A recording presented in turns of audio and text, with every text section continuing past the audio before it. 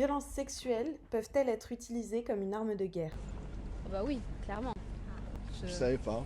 Je m'étais jamais posé la question. Ah, waouh. Écoutez, j'aurais pas vu ça comme ça, mais probablement, ouais. Ah bah oui, mais ça a toujours été considéré comme une arme de guerre. Oui, complètement. Le viol. Ouais. Selon vous, à quelle fin serait-elle utilisée? Ouais, ben aussi, ça forge quand même la population à venir, qui va être d'une certaine ethnie, whatever. Je pense que c'est au plus profond de la personne, il y a du pouvoir d'un autre parti qui est exercé, tu sais, jusque dans les entrailles, c'est dégueulasse. Ouais, ouais. Je pense que ça peut empêcher l'autre aussi de s'émanciper après, d'une certaine manière. Après ça, de voir comment genre, ton peuple est dans un état aussi de détresse, c'est peut-être tellement... C'est 2 étapes plus loin, là, t'en es pas rendu là. Ouais. Fait que je pense que c'est aussi un objectif de démotivation de la rébellion. Je crois que le viol est utilisé comme arme de guerre pour diviser les familles, faire en sorte que les hommes se sentent totalement vulnérables, détruire les forces centrales des familles que sont les femmes en fait, et les enfants aussi. La déshumanisation, quand on touche vraiment à ces aspects-là, c'est aussi un peu toucher au cœur d'une communauté. Parce que tout ce qui est des violences qui touchent au corps, ça peut tout simplement en fait aussi vouloir dire on a une main mise sur vous, on a un contrôle sur vous. C'est un peu ce truc de on sera approprié tout, quoi. Vos maisons, votre territoire, même vos... C'est très animal en fait. Ouais, c'est ça, c'est le monde. Pour intimider la partie féminine du pays adversaire, j'imagine, parce que c'est l'idée la plus logique du viol. Mettre le peuple. Ah, c'est violent. Je serais tenté de me dire que la situation de viol, elle se trouve à partir du moment où le dominant arrive sur le territoire et s'approprie, entre guillemets, toutes les composantes du territoire, ce qui fait que par rapport aux défenseurs, il y a cette priorité de défendre son territoire avec toutes ses caractéristiques. Le viol est utilisé effectivement comme une arme de guerre, et c'est même ce que j'appellerais une arme de destruction massive, parce que le viol est déjà utilisé dans la plupart des conflits. Donc, il y a une systématisation des violences sexuelles dans les conflits. Souvent, c'est utilisé de façon systématique ou systémique, parce que ça fait partie, en fait, malheureusement, du comportement du belligérant. Le viol est aussi vieux que la guerre. Vous avez ne serait-ce que le rapt des Sabines dans la Rome antique, ça veut bien dire ce que ça veut dire. Je pense qu'il y a une violence sexuelle directe qui concerne toutes les formes de viol ou de mutilation sexuelle. Et puis, il y a aussi, comme autre forme, il y a ce qu'on appellerait des violences indirectes, qui pourraient être, par exemple, la prostitution forcée, l'esclavage sexuel, l'exploitation sexuelle sous toutes ses formes, ou même, par exemple, l'exposition de la nudité. Donc, effectivement, il y a vraiment la violence faite par la personne contre un autre individu. Et puis après, il y a tout un environnement où le viol est présent, même si ce n'est pas l'individu lui-même qui le commet, mais ça peut être d'autres, comme notamment de la prostitution forcée. Et effectivement, on décline le viol sous différentes catégories. La reconstruction, elle est souvent très, très pénible et très longue, et quelquefois, il n'y a pas de reconstruction possible. Aussi, c'est souvent une arme qui est systématique. Donc, il n'y a pas un viol malheureusement qui se produit, mais malheureusement, il y a des dizaines, voire des centaines de viols qui sont commis. Il y a beaucoup de violences sexuelles qui sont malheureusement le reflet des violences sexuelles ordinaires qui sont appliquées à une période de conflit. Donc c'est-à-dire avec des combattants qui vont commettre des violences sexuelles, qui vont alors sans doute parfois se sentir autorisés pour plein de raisons qui peuvent être différentes à commettre ces violences sexuelles sur les civils notamment, ou sur d'autres combattants d'ailleurs. Mais ça ne veut pas nécessairement dire que c'est une stratégie de guerre. Et d'ailleurs, je pense par exemple que si on prend la guerre d'Algérie, il y a des viols sur des femmes algériennes qui s'inscrivent clairement dans des actes de torture, et donc qui sont stratégiques. Ils sont là pour terroriser et ces femmes, et leurs familles, et le FLN. Et il y a des viols qui sont commis aussi à l'occasion de personnes qui se baladent dans des villages et qui vont violer une femme. Mais la motivation qui est derrière n'est pas la même en fait. Et donc tous les viols commis en temps de conflit ne sont pas un viol utilisé comme arme de guerre en fait. Ce qui ne veut pas dire nécessairement que ça va changer toujours la qualification juridique. Alors pour le génocide, si, clairement il faut une intention génocidaire. C'est ça qui est très compliqué parfois, c'est dans certains conflits, c'est de voir est-ce que ça relève une stratégie de guerre, c'est-à-dire est-ce qu'il y a vraiment une autorisation, voire un ordre qui est donné d'utiliser le viol, ou est-ce que ce sont un laisser-faire en fait parce qu'on a des bataillons d'hommes là qui sont en goguette sur des territoires avec parfois un esprit colonial ou post-colonial qui renforce encore le phénomène. Les causes originaires, elles restent notamment l'abus de pouvoir, l'inégalité des genres et la persistance des violations des droits humains. Après, à partir de ces causes originaires, on peut aussi voir des facteurs contributeurs, notamment dans les contextes de conflits, qui expliquent pourquoi la violence sexuelle est plus répandue, comme par exemple l'impunité, la prolifération d'armes, la pauvreté accrue qui rend les risques d'exposition à la violence sexuelle plus larges à cause du manque des moyens des personnes en situation de conflit. On peut aussi trouver les contextes en tant que tels, par exemple la présence de checkpoints ou les déplacements, la séparation des familles qui rend que les personnes soient plus vulnérables dans un manque de structure de protection plus large. Dans un contexte où les communautés sont brisées par les conflits, la capacité que ces communautés ont de protéger leurs membres est beaucoup plus réduite. Et cela contribue aussi à rendre les populations, les membres de la communauté plus vulnérables. Si on pense que souvent les femmes ou les filles sont ciblées par les violences sexuelles en conflit, parce que dans un contexte où, d'après les rôles de genre, les femmes et les filles sont les êtres à être protégés par la communauté. Si on viole les femmes, on montre à la communauté, on montre aux hommes que la communauté et les hommes n'ont pas été être capables de protéger ces membres de la communauté. De la même manière, par exemple, l'effet de cibler avec les violences sexuelles des hommes, à nouveau en utilisant une perspective de genre où l'homme normalement est l'individu fort, celui qui est censé protéger le reste de la communauté. Si on le viole, si on l'attaque, on montre sa faiblesse, son incapacité de répondre aux besoins de sa famille, et donc cela fragilise encore plus la communauté entière. En quoi les violences sexuelles commises en temps de guerre constituent-elles des infractions uniques en leur genre? Je pense qu'en temps de guerre, il y a un autre aspect de vulnérabilité. Les temps de guerre, c'est souvent des guerres de territoire là, ou de ressources. Fait que là, il y a peut-être plus le rapprochement frontière physique puis frontière corps. Fait qu'il y a peut-être plus comme cette métaphore puis ce rapprochement-là. Et après, peut-être qu'en temps de guerre, il doit y avoir un climat social qui est tellement plus propice à ça. Le peuple a juste moins le temps de prendre soin de toi. C'était juste comme un effet secondaire, puis OK, bon, mais on est tous passés. Pensons au plus important. La notion de care est moins présente. Puis même dans le tabou de dire, OK, il se passe tout ça, il y a des gens qui meurent à côté de moi j'ai vécu ça, est-ce que j'ai le droit de juste dire même, j'ai vécu ça? C'est plus dédramatisé de se faire violer dans ces temps plus importants. C'est juste égoïste lorsque tu veux qu'on en parle, alors que c'est comme t'as pas t'es dans la comparaison d'horreur. La guerre en soi-même est une forme de négation pour l'être humain. Dans la guerre, généralement, personne ne gagne. C'est comme un match de boxe. Le vainqueur, il a toujours des séquelles. Donc des viols en temps de guerre, je pense, c'est mon point de vue, c'est rajouter de la douleur à de la douleur. Les violences sexuelles sont-elles traitées différemment des autres crimes de guerre? Alors c'est pas pareil, c'est sûr, mais la personne, jusqu'à la fin de sa vie, elle sera traumatisée. La souffrance est peut-être moins visible ou un peu moins quantifiée. Si mettons quand il y a des bombardements, c'est comme des villes qui sont détruites. Puis t'as aussi un petit peu l'effet sadique, mettons du peuple occidental qui va aller voir les photos des bombardements puis dire « Oh ouais, c'était pas drôle hier soir » versus une femme violée a la même face le jour avant puis le jour d'après. 100%. Tu peux moins voir comme l'effet du mal. Moi je pense pas, non. Je pense pas que ce soit différent, non. Je sais même pas s'il est jugé. Wow. Belle question en tout cas. Je ne sais pas. Ce qui peut peut-être changer en temps de guerre, c'est la notion d'impunité.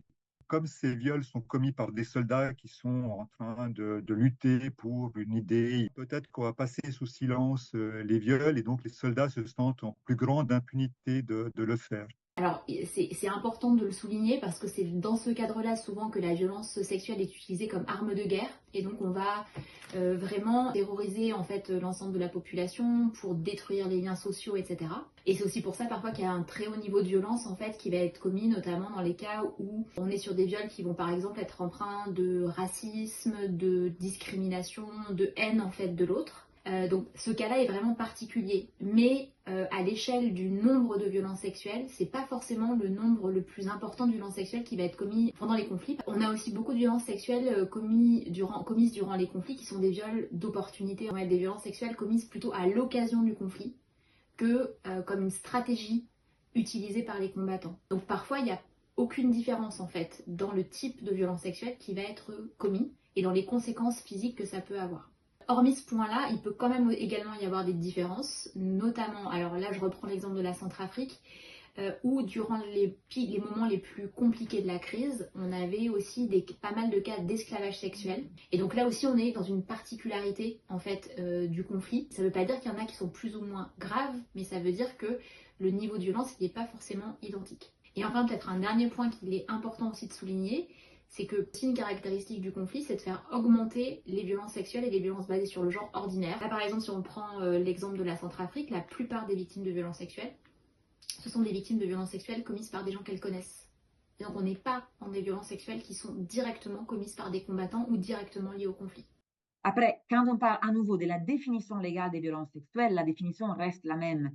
On peut utiliser la définition à niveau international qui définit la violence sexuelle comme acte de nature sexuelle commis contre tout le monde par la force, la menace de la force, la coercition. Donc, à niveau international, c'est très bien marqué qu'il n'y a pas de différence sur l'identité de la victime et il n'y a pas de différence sur l'identité de l'agresseur non plus. Et une définition assez large des actes qui peuvent constituer violence sexuelle, pas juste les viols, mais par exemple la prostitution forcée, l'esclavage sexuel. Après, quand on parle de violences sexuelles en conflit, et on a une codification qui a été faite par les Nations Unies et qui aujourd'hui on retrouve dans plusieurs résolutions où on utilise la même définition de l'acte, mais on souligne aussi l'effet que cet acte intervient en lien temporel, géographique ou causal, direct ou indirect, avec un conflit. Par exemple, on fait référence au profil de l'auteur, on regarde aussi les profils de la victime, ou on fait référence au contexte, donc l'impunité ou les contextes causés par les conflits. Violence sexuelle en conflit, on peut y avoir de différents types. Elle peut être délibérée, c'est un acte qui est ordonné par quelqu'un qui décide d'utiliser la violence sexuelle comme une stratégie de guerre. Ça peut être aussi tout simplement toléré, mais la violence sexuelle peut être aussi tout simplement un acte opportuniste. Deuxième point, c'est très rare que la violence sexuelle en conflit arrive toute seule, ce qui fait aussi qu'on la dépriorise très souvent. Et le troisième point, c'est l'idée que ça arrive et qu'on ne peut rien faire. Alors que non, elle arrive parce qu'il y a des causes. J'ai toujours un problème dans ce qu'on appelle la gradation des victimes. Ça induit ce que Jean-Michel Chaumont, un historien belge, avait appelé la concurrence des victimes. Est-ce que moi, victime d'un viol en Bosnie, je suis plus importante que moi, victime d'un viol au Soudan, qui a un contexte peut-être moins médiatique? On rentre dans quelque chose qui, à mon avis, n'est pas très, très sain. Il y a un paramètre supplémentaire qui va rentrer en ligne de compte, c'est quel est le danger. Et il y a des acteurs aujourd'hui en Centrafrique contre lesquels on ne peut pas déposer plainte. Les juges tiennent à leur vie, ils ne vont pas aller condamner certains acteurs armés présents aujourd'hui en République centrafricaine. Donc ça veut dire 0 chance de succès et ça veut dire des risques de représailles énormes sur la victime et potentiellement sur tous les acteurs qui sont en train de l'aider. Le deuxième problème qui est beaucoup d'inconnus en fait. C'est-à-dire que les femmes ou les jeunes filles qui sont victimes de viol, peut-être elles ont reconnu le groupe armé auquel appartient l'auteur, mais elles ne savent pas comment il s'appelle et donc on n'a aucun moyen d'enquête. Donc comment on va faire pour aller identifier? On peut toujours déposer plainte contre X, ce qu'on fait, mais on est vraiment dans un travail de fourmi et vraiment dans un travail de balance de chaque plainte avec des niveaux de danger qui peuvent être importants dans certains cas. Ce dont on a évidemment la priorité, c'est la sécurité des victimes et c'est la sécurité des personnes qui travaillent avec elles. Les violences sexuelles en temps de conflit impactent-elles toute la communauté ou uniquement la victime directe? Je pense que ça impacte toute la communauté. Moi, je pense que ça impacte toute la communauté. Bon, je pense que c'est sur les victimes, seulement. Sur la victime et la communauté. Les victimes sont-elles suffisamment prises en charge? Non. J'avais vu un truc sur la RDC. Il y avait quand même pas mal d'aides qui étaient mises en place. Mais je crois que c'était des associations. J'en ai pas la moindre idée, mais je ne pense pas une seconde. À quelques petites exceptions près et encore, je pense à des situations qu'on pu avoir lieu dans certains pays d'Afrique de l'Est. Déjà dans un pays où il n'y a pas la guerre, alors dans les pays où il y a la guerre, les priorités vont clairement ailleurs. Et de toute façon, ça ne sera jamais assez quand on vit une chose pareille, je suppose que... Le traumatisme, il a la vie. Bien sûr, bien sûr. Comment fournir une aide effective à ces victimes? Pour moi, ce serait qu'il y ait des femmes qui ont été concernées, qui puissent aller rencontrer les victimes et qui puissent leur dire en fait c'est pas de ta faute. Si elles ont les moyens de les sortir, il faudrait que ce soit la même chose mais toujours par des personnes concernées. Peut-être il faut du financement de partout dans le monde pour financer les organisations locales, pour qu'elles puissent avoir le pouvoir d'action d'aller parler à ces femmes. Ouais. Quand on regarde au Congo par exemple, où beaucoup de filles et de femmes sont violées, à Bukavu il y a un hôpital spécialisé où elles sont accueillies et là elles peuvent parler enfin. Mais pour qu'on les sorte du silence, pour qu'on les sorte de leur environnement, c'est un travail de titan. Mais déjà, si en justice c'était plus reconnu, ouais, légalement, si les démarches étaient plus simples. Apporter des moyens de contraception aussi, des cercles de parole aussi, des endroits entre femmes avec un personnel qui soit varié, médical, psychologique, une sociologue, genre une assistante sociale. Ouais, des espaces sécuritaires pour en parler. Le viol laisse des traces sur des communautés entières et c'est pour ça que les belligérants en usent. Et donc c'est vraiment d'annihiler une communauté, c'est de la rendre honteuse en violant certaines composantes de cette communauté. Comme il y a beaucoup de nations, à commencer par la France, qui a l'effigie de Marianne comme étant un symbole. Effectivement, donc ça montre que ce symbole féminin est aussi vulnérable, il est aussi fragile. C'est pas juste la France victorieuse, pour prendre cet exemple-là. Si on considère que dans une situation de conflit, l'objectif des ennemis est celui d'arriver à détruire l'État, la communauté, les contextes qu'on attaque, la violence sexuelle dans ce sens est très utile parce que ça permet de ne pas juste avoir un impact sur la victime directe, mais sur tout son entourage. On peut voir des conséquences à plusieurs niveaux.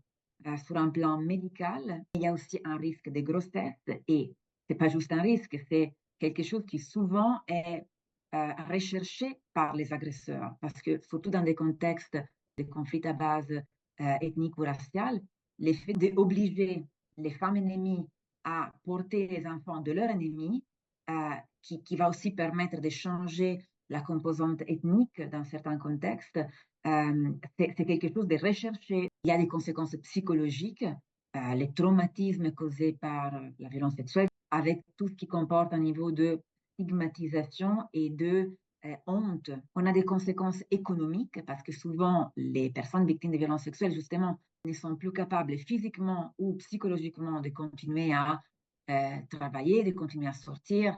Et donc, on a aussi des conséquences sociopolitiques parce que, par exemple, on voit que si les victimes n'arrivent plus à être des membres actifs de la communauté, et après, il y a les conséquences sur la famille qui est brisée avec des situations d'abandon, soit de la part de la victime, soit de la part de la famille de la victime, des conséquences socio-économiques sur la communauté en tant que telle. Si vous pensez, par exemple, à les poids économiques que la prise en charge des victimes des violences sexuelles a sur un État, ce sont des besoins humanitaires ou pas humanitaires qui constituent aussi un budget assez lourd à être couvert. Donc je pense que ces trois éléments, écoute, compréhension et réintégration de la victime dans une communauté bienveillante, bien évidemment, ce serait la base même. Ça motive aussi un changement général de culture. Donc, il faut aussi que les femmes soient considérées comme étant les égales des hommes pour qu'on soit même de pouvoir entamer ce dialogue, ce qui, même dans nos sociétés occidentales, est loin d'être acquis. Le modèle holistique est né en fait à Bukavu, donc au sein de l'hôpital de Panzi. Donc Bukavu, c'est dans le sud Kivu, à l'est de la République démocratique du Congo. C'est un modèle qui s'est construit petit à petit justement pour répondre aux besoins des victimes tels qu'ils apparaissaient au fil du temps. À l'origine, le docteur Mukwege, lui, il était en train de monter un service de gynécologie qui avait à l'hôpital de Panzi, qui avait pour objectif de traiter les problèmes de santé maternelle. Il venait pas du tout en fait pour travailler sur la question des viols. Il se trouve qu'en même moment, il y avait une guerre importante qui a éclaté et qu'il y a eu de plus en plus de victimes de viols qu'il a été amené à prendre en charge en fait. Donc lui, il a commencé à faire une prise en charge médicale qui s'est perfectionnée de plus en plus à cause justement de ce niveau, du niveau très élevé de violence qui accompagnait ces viols. En fait, les femmes à l'est de la République démocratique du Congo, quand elles sont victimes de viols, elles ont bien souvent des fistules qui sont consécutives du viol. Donc ça génère évidemment de gros problèmes d'incontinence et une entrave à la vie quotidienne qui est massive. Et donc il a développé une chirurgie poussée en fait pour pouvoir répondre à ce besoin. Mais rapidement, il est apparu que cette aide médicale toute seule, elle ne suffisait pas. Les personnes avaient besoin, en fait, également d'une assistance psychologique. Et donc, à côté de ce premier pilier médical, est né un deuxième pilier psychosocial. Et ensuite, ce sont finalement les victimes elles-mêmes qui, une fois leur santé rétablie, avec un mieux-être, ont commencé à demander justice, en fait. Et le troisième pilier, donc qui est l'assistance juridique et judiciaire, est né d'un besoin des victimes, pouvoir reconnaître en fait ce qui leur était arrivé, devoir condamner l'auteur des faits qui avaient été commis sur elles. Évidemment, le quatrième pilier, qui est le pilier socio-économique, il est né de la même façon. Elles ont besoin de reconstruire leur vie. Elles ont besoin de retrouver aussi une dignité par une autonomie aussi économique, etc.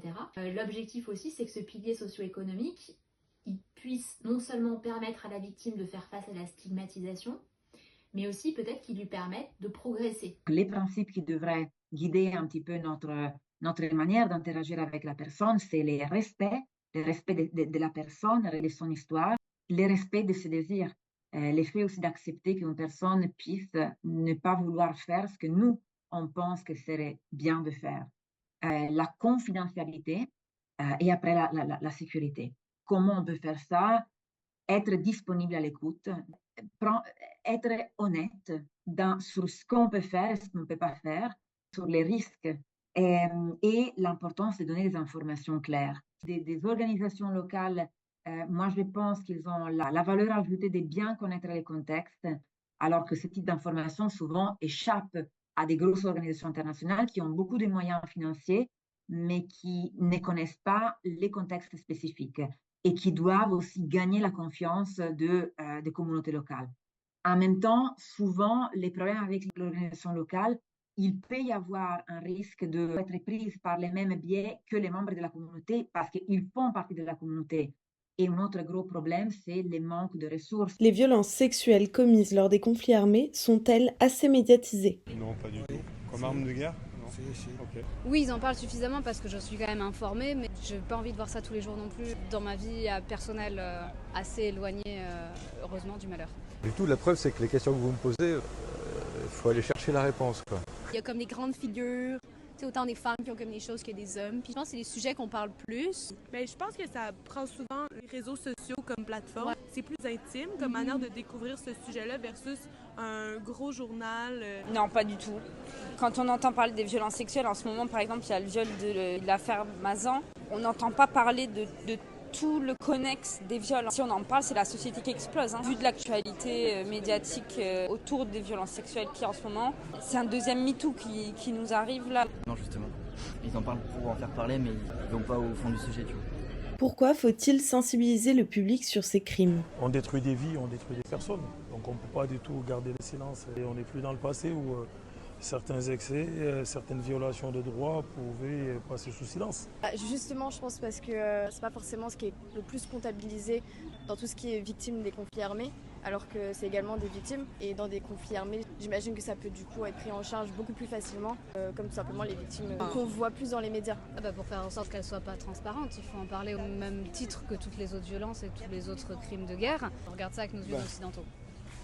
Alors, la question est troublante parce qu'en fait, il est toujours indispensable de parler du sujet en situation de guerre ou pas. Donc je ne sais pas s'il faut spécifiquement pointer les situations de guerre, si ce n'est pour souligner qu'en situation de guerre, plus que jamais, les femmes sont, peut-être pas seulement d'ailleurs, sont en situation dominée, victimes absolues, ce qui est presque une évidence. Ce qui est moins le cas dans la vie quotidienne, alors qu'en fait, il faut aussi s'en préoccuper. Pour sensibiliser aussi les gens qui peut-être ne se rendent pas compte que c'est pas normal en fait comme acte. Moi, j'ai commencé à travailler au CICR pendant la guerre de Bosnie et il y a eu à ce moment-là effectivement, et je mettrai des guillemets, un effet médiatique très très fort sur les viols systématiques qui étaient commis contre des femmes musulmanes. Et donc, à ma connaissance, c'était la première fois où ça revenait aussi violemment dans les médias publics. Il y a eu vraiment une campagne médiatique pour dénoncer ces viols systématiques. À la fois, ça montrait le caractère massif,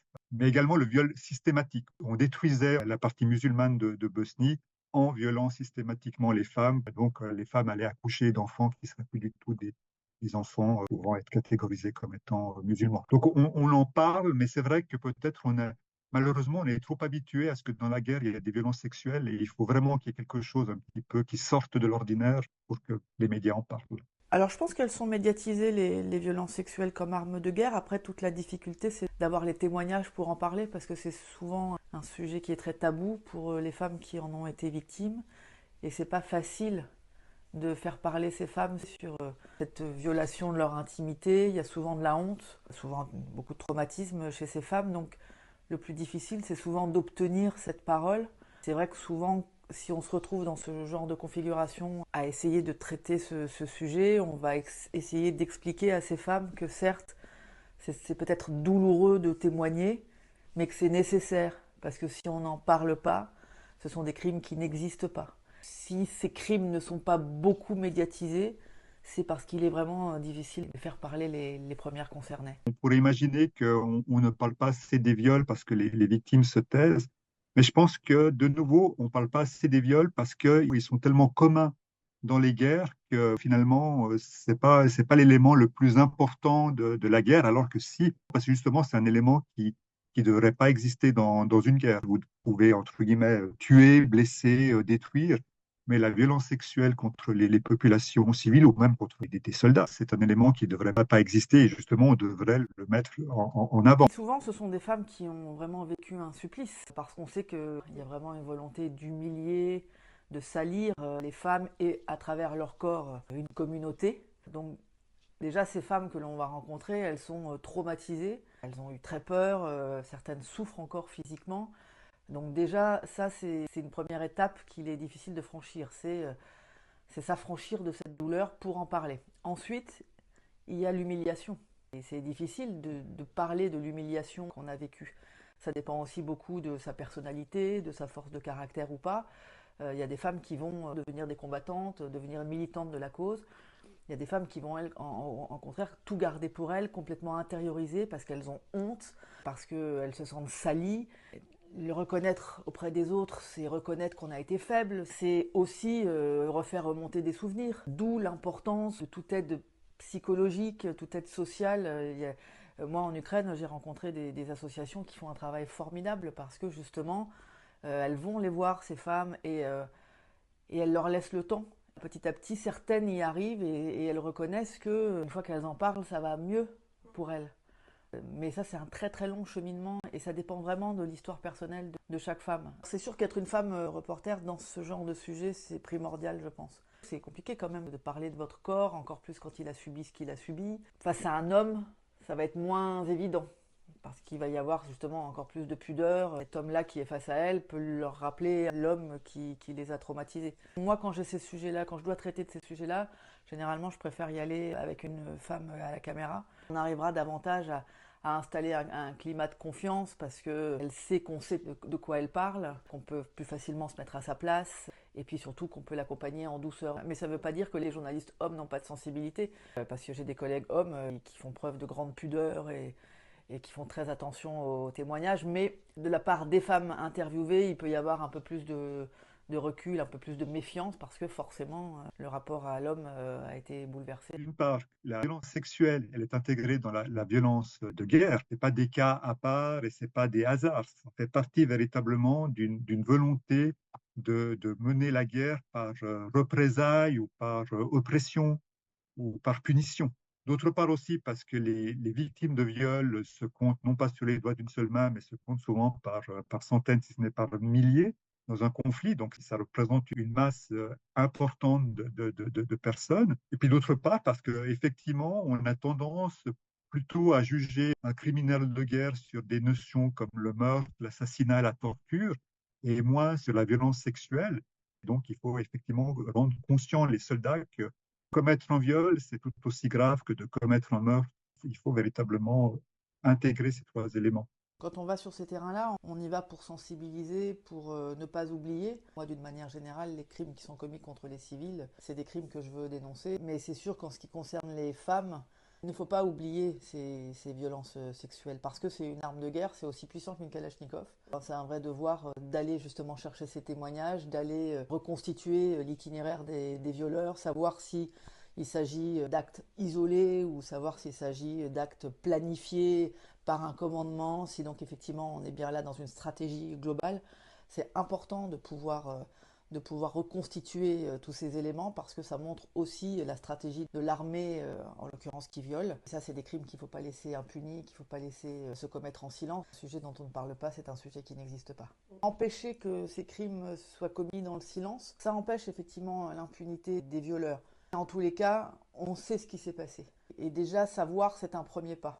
Parce qu'un jour, ces crimes-là devront être jugés. Et le fait de les mettre à jour, le fait d'en parler, de les documenter, de les détailler au maximum, rendra ces jugements possibles. Et la justice ne peut faire son travail que si ces crimes sont documentés. Et si ces crimes sont documentés, c'est parce que d'abord, en première ligne, ce sont les journalistes qui travaillent avec les associations qui font en sorte de mettre ces crimes-là en lumière. Et encore une fois, c'est souvent ça le plus difficile, c'est de faire comprendre l'enjeu de ce témoignage aux victimes concernées parce que c'est un enjeu humanitaire quelque part. C'est pour empêcher que ça se reproduise d'autres fois, même si c'est peut-être un vœu pieux.